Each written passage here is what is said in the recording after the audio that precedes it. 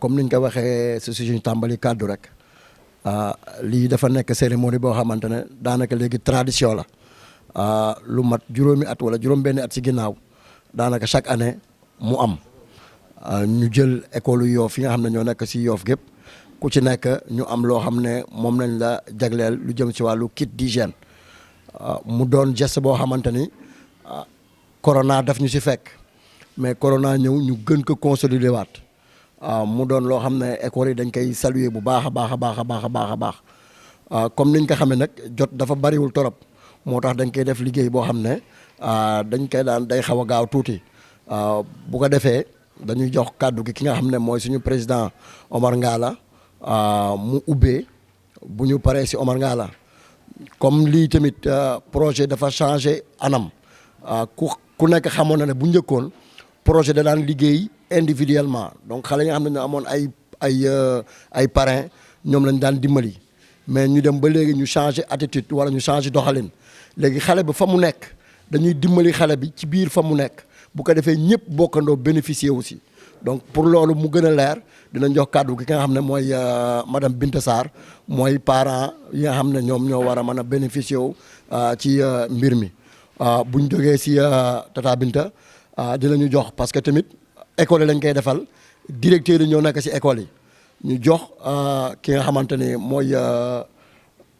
kële nu mu tuddati Sila bu ko defee moom dina wax au nom de tous les directeurs d'école incha allah li nga xam ne moom leen projet bi di defal ban njëriñ la amal école yi bu ñu jógee si directeur comme aussi suñu jigéen suñu xarit suñu proviseur mu ngi fi moom aussi ñu jox ko kàddu au nom du lycée de Yoff au nom de toutes les dames mu jël kàddu gi après ñu delloowaat président mu tëjaat kàddu gi donc yaakaar naa noonu daal lañ fas yéene doxale liggéey bi incha allah kon sans plus tarder dañu jox kàddu gi ki nga xam ne mooy suñu président As mu ubbi incha allah. maa ngi leen di nuyu yéen ñëpp ku ci ne maa ngi lay jox sa wàccuwaay di leen nuyu bu gën a tedd bu jullit mën a nuyu mbokkam di leen massawu coono di leen baalu àq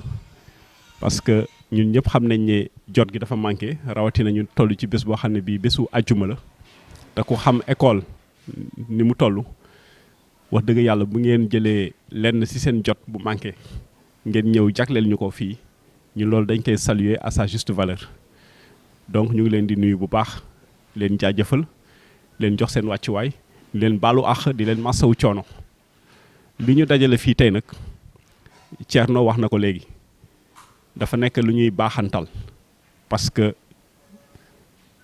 pencum Ndakaaru nga xam ne ci la Jàmmalaay Yoff bokk moom ak antenne bi nekk Wakaam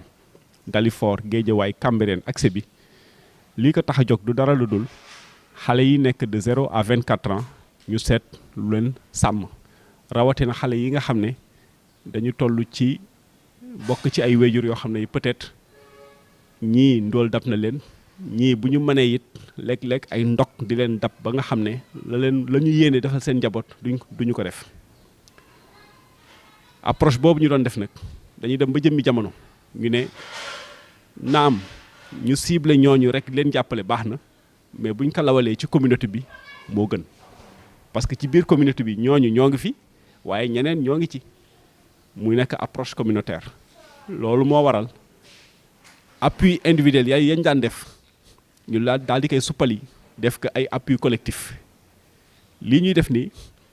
dafa nekk loo xam ne lii dafay ñëw jàppale lii état di def dafay jàppale lii collectivité territoriale di def waaye it dafay jàppale lii enseignants yi directeurs yi ak personnel ba nekk sa école ba di def ak parents d'élèves yi genre dañ leen gunge ci liggéey boobu parce que xam nañ ne effectif yi nekk ci école yi neexul jël en charge parce que ñun ñëpp bu ñu xoolee 20 ans 30 ans ci gannaaw effectif ya nekkoon ci école yi li fi nekk léegi bokkul population bi yokku na ñi gën nañu jël conscience ci ne war nañu yóbbu seen doom école mu jàngi waaye nag malheureusement moyens ya ko waroon accompagner ba léegi dabul yéene bi nit ñi am ci dem jàngi école moo tax bi pencum Dakar gisee lu mel noonu mu waxtaan ci ak IEF des Almadies quand même parce que ñun bu ñuy intervenir ci école dañuy diisoo ak kii nga xam ne moom la ñu dénk école ba ñu waxtaan bu jubboo ñu xool yan produit lañ fa war a yóbbu ak naka lañ koy yóbbu loolu moo jur résultat bi ngeen gis nii te ni ñu koy defee fii si Yoff noonu lañ koy defee ci dëkk yooyu nga xam ne ñoom laa lim à l'échelle de Dakar mu nekk loo xam ne fii ci Yoff ciblé nañu 3 niveaux muy le préscolaire élémentaire ak collège lycée. Au niveau du préscolaire kit def nañu ay kit mais kit bu ci nekk am na ñaari carton eau de javel am na ñaari carton savon liquide Madar am na ñaari carton Grésil am na paquet savon de 36 pièces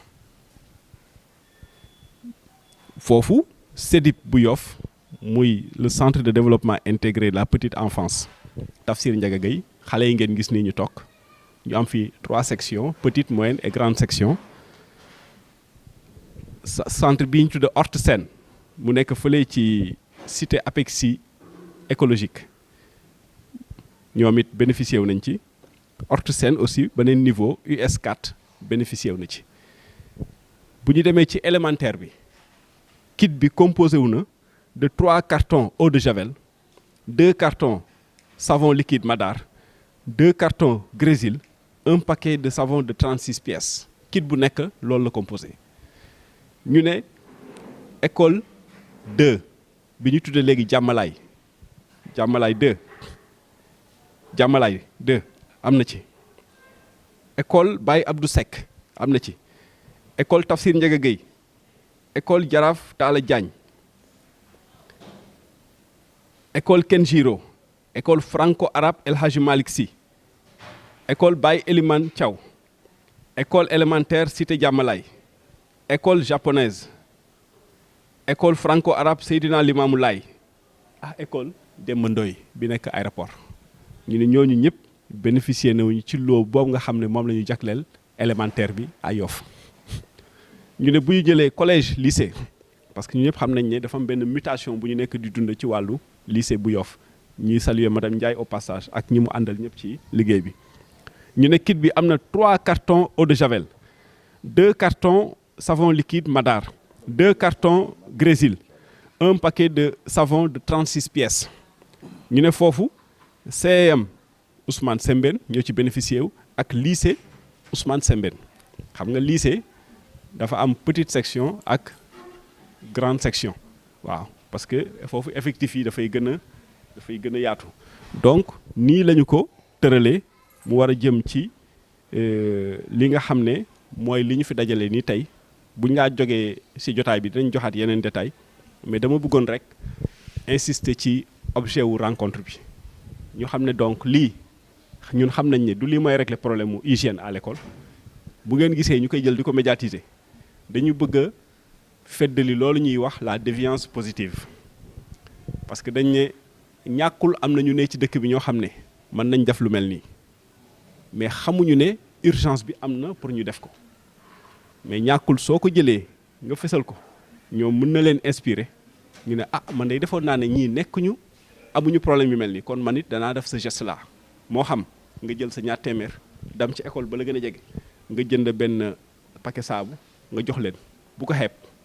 su ko ñaar ñett fu ko defee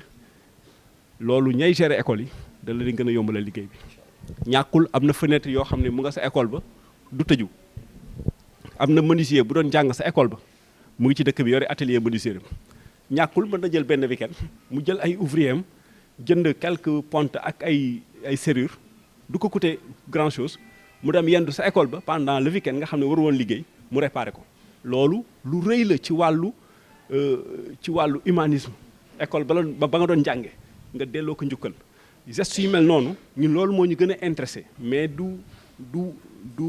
produit bi en tant que tel parce que lii du mooy régler problème bi mais esprit bi mu mën a jur l'esprit d'initiative boobu mën a jur prise de conscience boobu mu mën a jur ba inciter nit ñi ku ci nekk toog xool ñu xam ne ce n'est pas uniquement le ministère moo war a régler problème yi ce n'est pas uniquement le maire de Yoff moo war a régler problème yi ce n'est pas uniquement l'association des parents d'élèves et cetera ñoo war a ñëw régler problème yi mais ku ci nekk mën nga dans le cadre d'une action citoyenne nga ne man day tey dama fas yéene weer bii lii ma naroon génne par exemple di ko maye dinaa si jël loo xam ne damay dem ci école ba ma doon jànge wala école ba ma gën a jege ma seet lan laa fa mën dolli mu nekk action citoyenne loolu dëkk bi da ko soxla loolu la ñuy wax souscription citoyenne maanaam parce que état région collectivité territoriale dañ koy cotiser ni ñuy cotiser en famille bu ñu amee soxla cotiser jàppalante cité bi noonu la ñu war a jàppalante ñu jël moo xam santé la mais tey éducation la ñëpp jàpp ci bu ko defee problème yi danañ ko mën a jël en charge parce que ñii lu ñu def ci ñoom rek investissement la investissement gënul wóor nga fekk xale bu tuut tànk ngay def ci moom mu am wér-gu-yaram bu baax mu am njàng mu baax mu am yar bu baax xàmmee lu baax ak lu bon ba nga xam ne ëllëg même bu la gisatul dana mën a fàttaliku la nga ko doon tàggat bu ko defee mu daal dee mën a société noonu lañ koy perpétuer loolu moo tax a jóg fédération pencum Ndakaaru gis ngeen ni ñu ko faram fàccee moo tax ñu ne ñii am 0 ba 5 ans dañu bëgg ñu nekk des enfants sains et en sécurité bu ñu nee sain nag mooy wér-gu-yaram ak dund gu baax ak dund gu superflu bokkul lekk luxe yooyu c'est pas bon xale yi bu ñuy ñëw ñu leen di jox ay chips ak yooyu c'est pas bon loolu du bonne alimentation am na lekk cosaan yu fi ne yoo xam ne moo gën a baax fuuf te da leen jural wér-gu-yaram en sécurité nag bu ñu koy wax am na sécurité physique am na sécurité morale xale bu amee yenn at yi dañ ko war a préserver xool fa muy tëdd laata ñuy nelaw ngeen vérifier ndax ni ñu tëddee baax na et cetera ndax sangu nañu ndax ñu ngi toppatoo seen dentition est-ce que ñu ngi nekk à l'abri de certaines menaces yoo xam ne yi dafa concerner leur moralité nga protéger leen loolu mooy des enfants sains et en sécurité de 0 à 5 ans ñu ne des enfants éduqués et confiants éducation du rek instruction ba ngay jot école instruction la lay jox mais éducation mooy instruction ba ngay jël école waaye it yar bañ la joxe sa kër fa nga juddoo koñ ba nga dëkk ba nga kii famille ba nga bokk ñu xàmmee leen ñu ne famille bii yar bii lañ leen xàmmewee ñii ñu téye seen làmmiñ lañu ñii ñu téye seen tànk lañu ñii ñu maandu lañu loolu moom ngay booleeg instruction ba ngay jëlee école ñu mën ko tuddee enfant éduqué et confiant bu fekkente ne da nga nekk ci ak njub di dox dëgg di ko wëyal ñaari doo neex a perturbé boo nekkee ci dëgg di dox ak njub doo neex a perturbé buñ doon tëgg fii ba suba fii nga toog doo fi jóge parce que xam nga ne yaa ngi ci dëgg loolu la ñuy wax des enfants éduqués et confiants de 0 à 14 ans parce que foofu nag ñu ngi dugg ci àdduna à partir de 15 à 24 ans ñu ne nous voulons des enfants qualifiés et impliqués université boo fa demee wala enseignement supérieur général de façon générale grade lañ lay jox grade bi ñu lay jox moo xam licence la moo xam master la moo xam doctorat la et cetera mais dafay ànd ak benn la ñuy wax présomption de compétence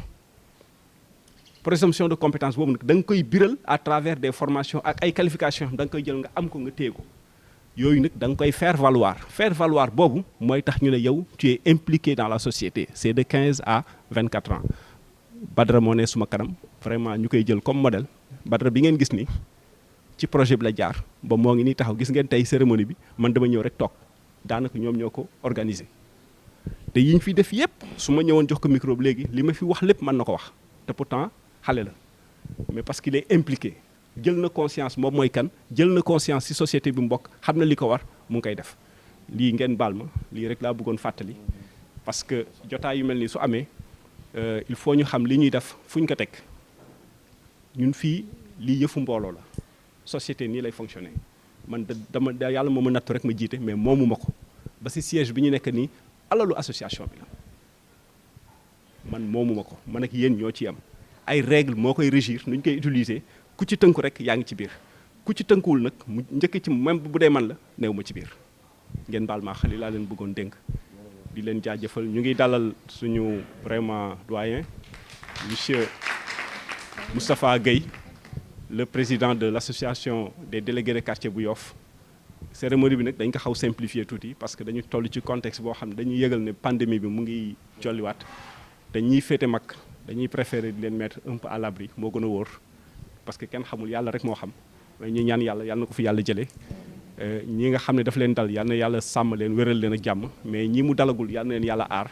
et puis vraiment suñu xale yi nga xam ne ñoo ñu tax a daje fii yal na leen yàlla sàmm ba ñu nekk ay mag ñoo xam ne ñii wax dëgg yàlla ñun ñii doon jóg démb di ànd ak ñoom du ñu rëcc li ñu doon def yàlla na ko yàlla def. maa ngi nuyu ñëpp di sant ñëpp di rafetlu jataay bi ni mu déroulé nii di leen wax ne le projet Jàmmalaay avec la fédération Pencum Ndakaaru dañ doon def au début ay actes directs mooy comme ñu parrainer benn enfant di ko defal di ko jox kit scolaire kit d'hygiène tam doon na si am wala ñu dem si kër si famille yi benn kër ñu tabax fa benn édifice léegi nag bi ñu toogee ba mu affaire bi gën a dem kanam ñu dindi ak kii direct boobu dugg si action communautaire yi action communautaire moo indi par exemple ñuy dem lycée Yoff yóbbu fa benn appareil photocopieuse boo xamante ne ñëpp dinañ si mën a bénéficier wu ñu dem au niveau de Diamalaye ñu tabax fa benn ay toilettes yoo xamante ne ñëpp mën nañ si bénéficier wu loolu moo indi chaque année ñuy indi kit d'hygiène yi di ko jox école yi muy permettre xale yi Yoff yëpp di si bénéficier wu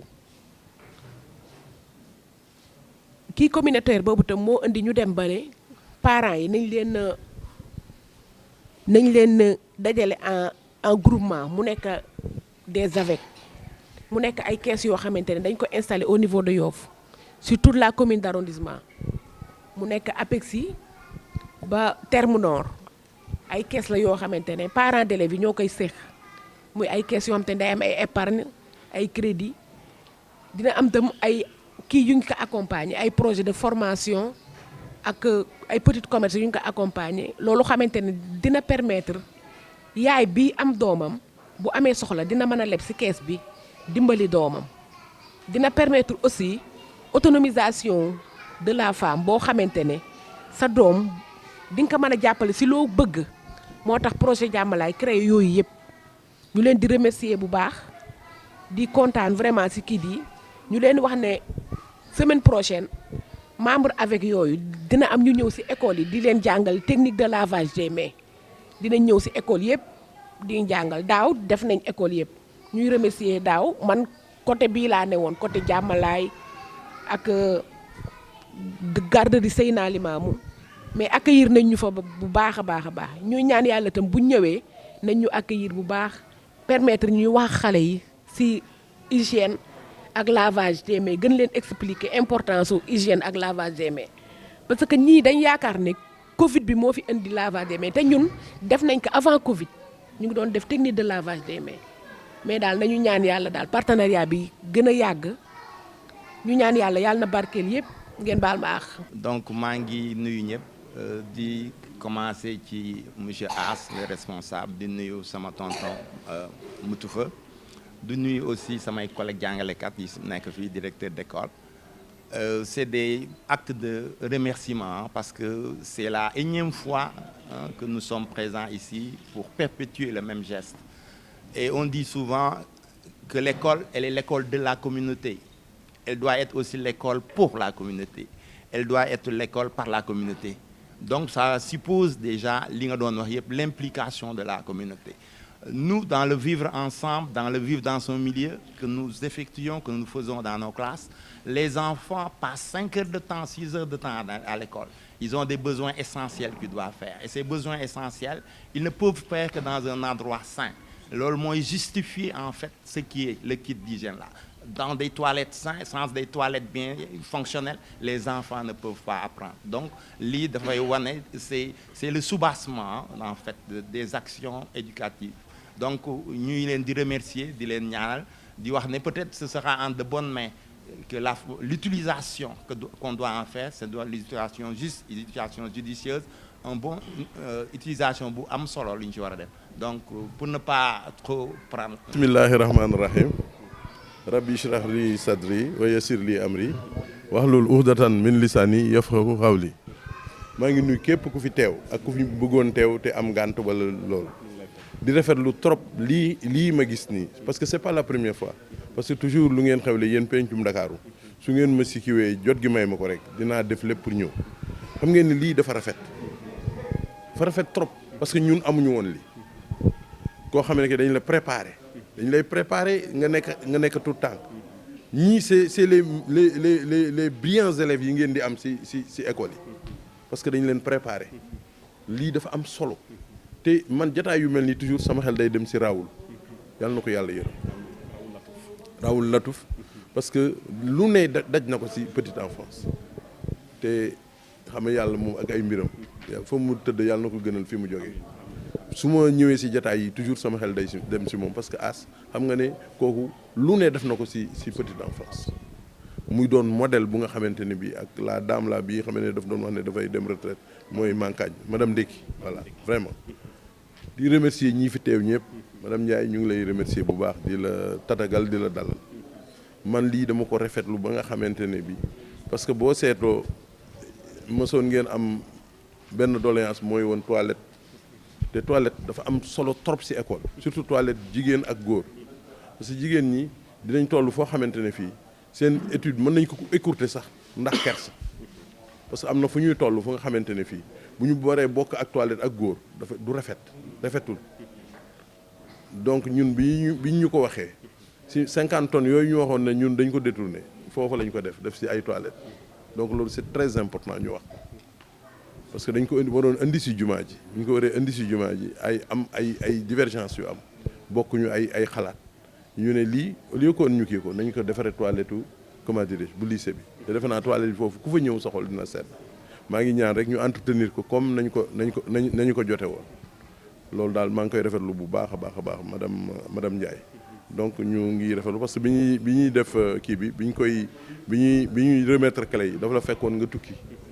nga dem Canada donc ña fa newoon vraiment représenté nañ la fa bu baax lii ngeen di def nii ce n'est pas la première fois effectivement Lagay wax na ko lu rafet la yéen ngi bay seen waar ci éducation au Sénégal dañu dem seeti Ablaye Makhtar Diop jour yële passé mu xamal ñu ne modèle u APEXI ça doit être un modèle pas pour le Sénégal seulement mais pour toute l'Afrique loolu dafa am solo te APEXI mooy accompagner comment dire pencum Ndakaaru parce que sotti si la ak def si rek maa ngi remercier képp ku fi teew di leen ñaanal ku fi am soxla yàlla na ko yàlla faj ku fi indi aajo aussi yàlla na ko yàlla faj ku fi am tawat yàlla na ko yàlla saafara allahumma salli ala sayyidina muhammadin wa sallim di remercier aussi ñi nga xam ne ñooy encadrer xale yi parce que loolu dafa am solo trop xale mooy doon mag président de la république amul woon lii te fii mën nañ fi am président de la république wala ministre de l'éducation ëllëg allahumma salli ala. asalaamaaleykum ñoo ngi leen di nuyu bu baax a baax yéen ñëpp kenn ku nekk ci sa tur ak sa sant voilà di rafetlu aussi ndaje mi nga xam ne moo ñu fi ndajale te mu ñu fi dajale presque depuis 6 ans man ren la sama 7e année mais chaque année vraiment lii mi ngi ñu fiy dajale doon loo xam ne lii lu ñu rafetlu la bu baax a baax a baax. et maa ngi ko doon wax suñu ndaje bële que ne pencum Dakar moom avant corona di ñëw sax ñoom ay visionnaire lañu waaw parce que ñoom moom teeloon nañu wax nit ñi pour ñu anticiper voilà crise sanitaire ba te boobu xamaguñu woon sax ne lii day am donc di leen sant bu baax di leen gërëm di rafetlu aussi seeni domaine d'intervention parce que yéen yemu leen ci matériel sanitaire rek mais da ngeen di jàppale suñu école yi ci li nga xam ne lii loolu la ñu soxla vraiment. muy réprographie waaw loolu da ngeen ñu ci jàppale bu baax a baax surtout ñun ñi nga xam ne ni ko As waxee suñu effectif yi dafa pléthorique waaw ñun lycée yi dafay jóge ci 1000 élèves dem ba 2048 élèves loolu pour nga mun a réprographier mun a photocopier mun a def li nga bëgg def yëpp xale yi am ay support de cours yu dëgër yoo xam ne dina tax xale yu yéex yi comme ni mu ko waxee parce que ñi ñu gën a jàppale ñëpp mooy ñi nga xam ne ñoo gën a vulnérable ñoom ñëpp daañu mun a jàng bi nga xam ne moom la ñëpp soxla donc yéen da ngeen ci dugg bu baax a baax vraiment ñu leen di sant di leen gërëm bu baax a baax ci loolu. di rafetlu aussi seen coordination parce que boo xoolee da ngeen di intervenir ci préscolaire intervenir ci primaire intervenir ci secondaire ak moyen xam nga loolu boo xoolee ba sa biir xale bi bu ci yàlla àndee rek du mën a rëcc fenn maanaam yàlla day def rek xale bi doon xale boo xam macha allah daal loolu aussi lu am solo la parce que yëpp ay étapes la yoo xam ne suñu harmoniser wul. du affaire bi du mun a dem donc loolu aussi ñu koy rafetlu bu baax a baax vraiment accompagnement bi moom ñun kontaan nañ ci trop vraiment au niveau du lycée voilà di leen sant di leen gërëm vraiment et puis lycée aussi ni ngeen defee détachement bi jox secondaire bi jox moyen bi loolu vraiment aussi mënoon nañ ci bañ a fekk mais comme je dis rek macha allah daal di leen santaat bu baax di leen gërëmaat As di xool aussi ni ngay jaaralee yoon parce que jaarale yoon weesuwul nga xam say autorité parce que bi muy wax dégg ngeen ko daf ne état du Sénégal day def mais bu ñu ko xaaree rek du ñu dem waaw mu wax affaire collectivité territoriale yi ak ñëpp maanaam def lépp pencum Dakar daf ko tënk ci respect aussi waaw ku nekk mu jox la sa cër bi nga xam ne yaa ko moom ni muy doxale aussi mu wan ñooñu ne aussi respecté na leen loolu aussi lu am solo la vraiment ñu kontaan ak li nga organiser fan yi rek sur la qualité et l'amélioration vraiment des enseignements apprentissage yooyu yëpp doon loo xam ne ñun daf ñuy defaral tey ji résultat bu ñu mun a am rek yooyu moo tax aussi ñu am ko ñu leen di sant di leen gërëm yéen ñëpp Thierno di la sant di sant ñëpp daal vraiment kiw ma kenn waaw di sant aussi sama professeur bi ma gunge nii madame Ndaw ko du Dieng te mu dëkk Yoff moom tamit di ku baax vraiment di leen sant yéen ñëpp daal yéen sama collègue yi ak yéen ñëpp Binta ñëpp Penda ñëpp daal vraiment maam buy jërë ngeen jëf merci. lii nag li ñu bëgg a tëjee gannaaw ba ñu gërëmee ñi fi jël kàddu ñëpp jaajëfal leen ak ñi jëlul kàddu parce que fii ku fi ne mën nga jël kàddu si sa place su morom ñu ngi dolli di feddali di dalal suñu directeur yu bees yi nga xam ne ñoom ñoo jël service ñu leen di xamal ne bëgg nañu daal yoon wi nga xam ne kii di Adja Penda kii di suñu mag Mbaye Ndoye kii di suñu mag Malick Lay Ndoye collaboration bi ñu xàlloon ak ñoom bëgg nañ ko perpétuer ak yéen donc ñu ngi leen di tàllal loxo suñu siège fii la siège yu pencum Ndakaaru mu ngi tolloog watu pharmacie boobu nekk en face centre parking centre aéré ci cité Apexi 2 foofu la toll. nos portes sont ouvertes ñun noonu la ñuy fonctionner ay protocole yooyu ñun kiiwuñu vraiment dañu bëgg le dialogue direct foofu manager bi Issa Dia ak équipe am ñoo nga fa suñu makkaan bi fii bu ngeen ñëwee tamit le MOPCOM Latsuk ak Mamadou Assane ñoo ngi fi ñun dinañ fiy nekk mais ñoom ñoo fiy nekk toujours parce que ñoom ñooy les permanents mais gouvernance baa ngi nii Mame Bouy Diène bi mooy vice présidente bi Adja Binta Sarr mu ngi ci CA bi moom mooy jiite le GIE des AVEC vraiment nos portes sont ouvertes ñoom Thierno ñii ñëpp ci CA bi la ñu bokk n'est-ce pas donc fii CEDIP bi directrice baa ngi nii toog Marème Sène wax dëgg yàlla jafewuñu jot waaw jafewuñu jot donc ñu ngi leen di taalal loxo di feddali aussi ñii fi newoon te ñu nekk fi ba léegi yàlla gën leen saxal seen place defal leen wér la fekke ak tal ñu àndandoo ñun ñëpp ñu daal di liggéey alors ñu ngi may xamal ne ma aussi ñun duñu ko joxe rek taxaw seetaan dañuy ànd ak yéen sur le terrain madame Ndiaye wax na ko sànq Adja Binta wax na ko am na équipe boo xam ne bii dana ñëw fekk si leen ci école yi bu ngeen fàttalikoo ci kanam ay at ci kanam wala ñaari at ci kanam wala ay weer ci kanam joxoon nañ leen ay kii yoo xam ne yi moo war a ànd ak moom ay ustensiles waaw yoo xam ne yi mooy ànd ak lii waaw ay satalaak ay ndab yoo xam ne si la ñuy waa pas ni ñuy raxasoog yooyu yëpp joxoon nañ leen bu pare lii day ñëw fekk si loolu léegi nag am na ay relais yoo xam ne dañ leen former leen ñu ànd ak waa service d'hygiène ñu am suñuy spécialiste ñu former leen ba ñu wér nañu ne ñii parce que tamit information boo ko maîtriser wul xamuloo technique de transmission yi doo ko mun joxe ñoom la ñu former ci loolu am na ci maam Oumy Gaye am na ci Cooma Ñing am na ci Ndey Soose Saaxo am na ci maam Koura Seck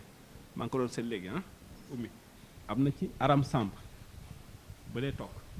ñoom danañu ñëw ñoom la ñu tànn ren pour ñu war a wàcc ci école yi pour ànd ak enseignants yi ànd ak personnel ba nekk ci école ba directeur yi ñëpp ñu daal di coacher élèves yi ñu def comme on dit la répétition et pédagogie ñu encadrer leen ñuy répéter ñuy gis te li ñu si jublu mooy xale bi su ko tàmmee su demee këram li muy jëkk def mooy yaayam la koy jëkk nettali te ñaari am na amour buy dox diggante yaay ak doom loolu depuis le complexe d'Oedipe am na lu muy perpétuer yaay ji ñaari lu intéressé doomam dina ko intéressé te le fait que ñu am ci kër gi koo xam ne mu ngi fàttali papa ji yaay ji mag ñi ak ña nekk ci kër gi raxasu loolu am na solo parce que xale bi ñaari boo defee naka sudul noonu dina attirer sa attention ne la papa wax suñu maître waxuñu woon lii yaay suñu maître waxuñu woon lii donc ñi ma wax nii ñu leen di jaajëfal parce que wax dëgg yàlla li ñuy def nii volontariat la ay volontaire lañu nekk ci biir communauté bi ummee ngi nii toog aram seen naa fi léegi Koura ñi ci des xam naa dañu absenté mais ñu ngi leen di jaajëfal parce que lii satisfaction morale bi ñu ciy am rek mooy le fait que ñuy investir pour leur communauté donc Oumy yàlla leen yàlla fay Aram vraiment ñu ngi leen di féliciter di leen remercier bu baax si seen taxawaay donc danañu ñëw fekk si leen ñu leen di ñaan rek bu ñu ñëwee rek ngeen ànd ak ñoom ngeen xam ne dañu jóg pour jàppale leen jàppale seen bopp parce que ñañ koy defal seen i doom lañu seen i jarbaat lañu yàlla na ko yàlla gërëm yàlla na ko yàlla barkeel. Thierno daal loolu laa bëggoon clôturer et aussi di leen jàllale aussi message boo xam ne bii dafay jóge nag au niveau fédéral parce que yàlla def na ñun dañuy siéger au niveau du conseil fédéral man ak Baye Mbaye Guèye ñoo fay représenter l'association Jàmmalaay Yoff ñu nekk ak suñuy nawle donc le président Ibrahima Ly bu Dalifort moom moo jiite conseil bi man ma nekk son suppléant am na yeneen cër yu fa nekk ñoom Baye Mbaye Guèye ku ci nekk jox nañ la benn cër boo nekk di yor mais maa ngi leen di biral ne aussi ñu ngi liggéey en équipe liggéey bu mucc ayib parce que yàlla mooy def loolu vraiment man ba ma fa nekkee ba léegi mosuma fa am benn problème comme que nag yéen laa fa teewal aussi loolu dafay baax ñu ngeen di ko xam fàttaliku ma fu ñu ma fa mës a andil jafe-jafe léeg-léeg sama gannaaw sax dana am yoo xam ne danañ ko séddale sama gannaaw wax dëgg yàlla niñ may bàyyee xel sax duñ ko bàyyi xel ña fa teew loolu nag bu ñu ko defee du man du sama jëmma man mais ñii nga xam ne ñoom laa représenté muy dëkk bi li mu ci bëgg a wax mooy li tax ma koy leeral mooy ngeen xam ne Yoff am na fu ko nit ñi teg nit ñi ne bu ñu la bàyyi xel da ngay gën a góorgóorlu ci liñ la bàyyi xel li ñu bàyyi xel nag du dara lu dul ay valeur yu ñu am njortane ñun ñu ngi koy doxee ba léegi kon nañ ci sax def lu baax bàyyi lu bon je pense que loolu imam loolu la yàlla santaane ah def lu baax bàyyi lu bon loolu message bi bu ci soxlawul compliqué waaw def lu baax bàyyi lu bon loolu la ñu yàlla santaane yàlla nañu si yàlla xiir ñu ngi gërëm ñëpp di sant ñëpp Thierno maa ngi lay jaajëfal waaw vraiment sa taxawaay rafet na parce que nii ngay taxawee ci CODEC gis nañ ko man yàlla xam na ne mën naa leen ko biral fii information ñaari bu ma bëgg a biral ci wàllu kii moom laay woo daf lay jox l'exact information bi nga soxla te loolu dafa am solo ci koo xam ne kii da nga bëgg a jiite ci dëkk bi parce que léeg-léeg façon information bu nee moo lay dikkal je parle sous contrôle ñi nga xam ne dañ fi nekk ay kilifa yore fi dara façon information bu nee moo lay digal moo tax tu es obligé toujours ngay biral information bi ñu lay jox mais moom mi dinaa koy faral di solliciter te saa yu ma ko solliciter rek yu bari ak ñoom madame Ndiaye ak ñëpp wax dëgg yàlla alors dañ may jox information bu baax am na ñu fa waroon a teew dañu am ngànt muy waa inspection ñoom it ñu ngi leen di jaajëfal parce que wax dëgg yàlla nee naa leen sànq ne lii tëbuñu rek def ko ñoom lañ ci waxtaanal ba ñu validal ñu soog a avancé ñu ngi ñuy jàppale bu baax tey nag dañu am ngànt moo tax ñëwuñu mais ñu ngi leen di jaajëfal en leur absence parce que ànd bi gën a neex mooy ki lay sàmmal sa gannaaw waaw parce que ànd ab gor mooy ka fa newul nañ ko defal vraiment un plat d'or waaw ànd loolu mooy tax mu sax donc madame Fall ak ñi mu àndal ñëpp ñoom inspecteur Libaas bi nga xam ne moo yore secteur Yoff bi ñu ngi leen di jaajëfal gis nañu ni ñu taxawoo pencum Ndakaaru vraiment jaa ngeen jëf yàlla na yàlla fay leen merci beaucoup